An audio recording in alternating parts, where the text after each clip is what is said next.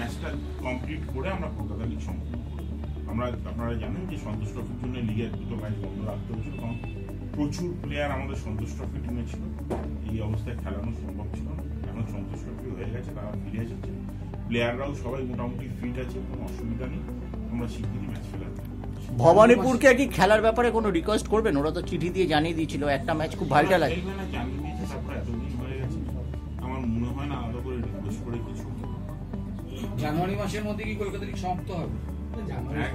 অনেক ইয়ে করে বলেছে, বাফার টাইম নিয়ে বলেছে, বলুন এক সপ্তাহ জানুয়ারিটা কেটে এক সপ্তাহ